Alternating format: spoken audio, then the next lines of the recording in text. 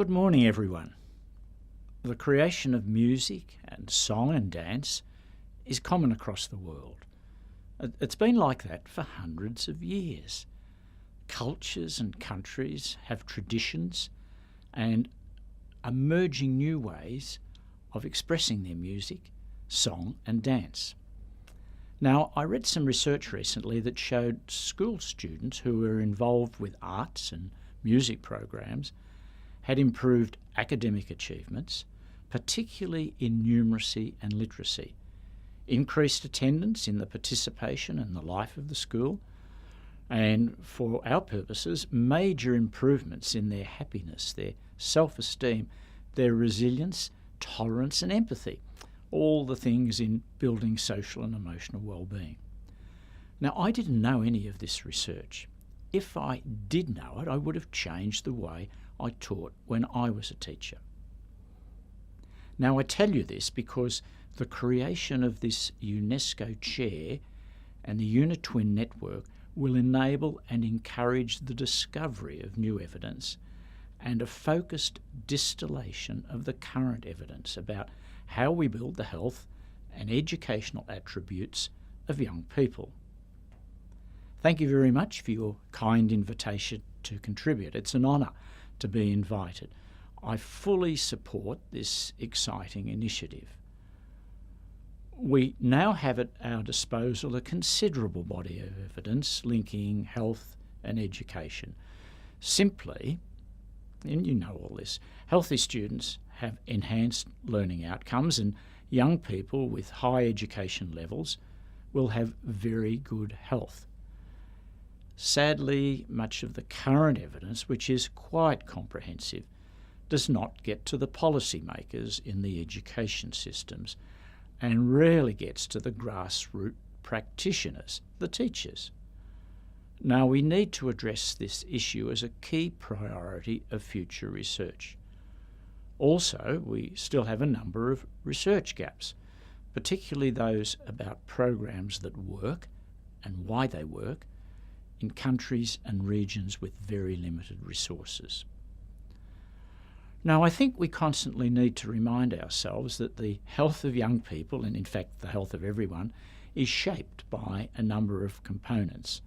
I just want to run past you 6 components. I'll begin with the most familiar, but not the most important, and that's physical health. We all understand that. It's basically when the body is functioning as it was designed to function.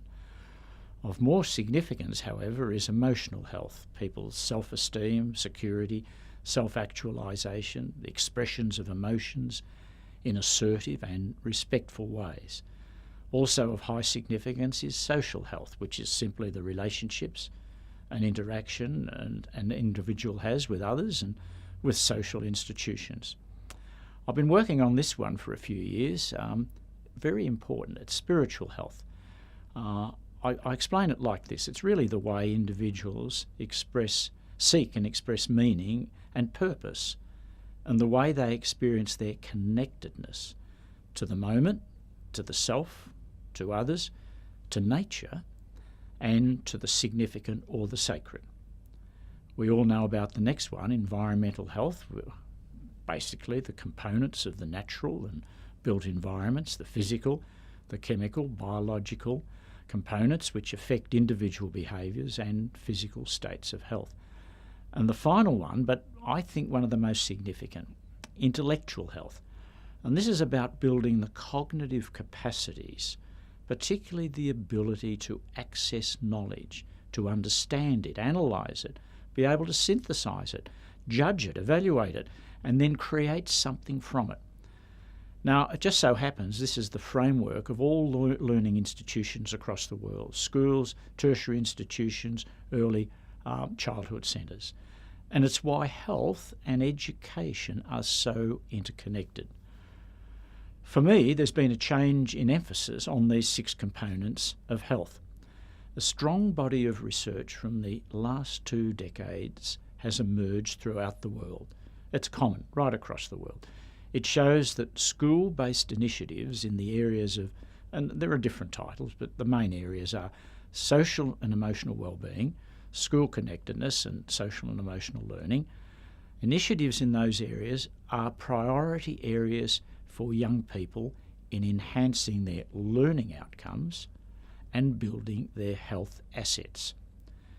The evidence tells us, for example, that quality initiatives, programs, interventions, whatever we call them, will give improved school attendance and retention rates, will have decreases in classroom misbehaviour, decreases in anxiety and depression, enhanced school academic outcomes, everyone's interested in that one, increased positive school behaviours, classroom engagements and pro-social interactions, reductions in student aggression, disruptions and interpersonal violence, and really, this is significant, this one, substantial benefits for higher risk students.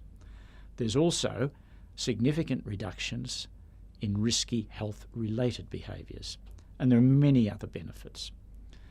In the first few years of a child's life, attendance and participation in an educational setting is pivotal to enhanced educational and health outcomes. But sadly, I think, much of the health promotion and health education research in the school setting has focused on the 12 to 17 year age group.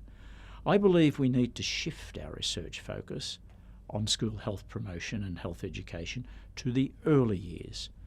We also need the considerable body of research about how young people learn and how their health assets are acquired.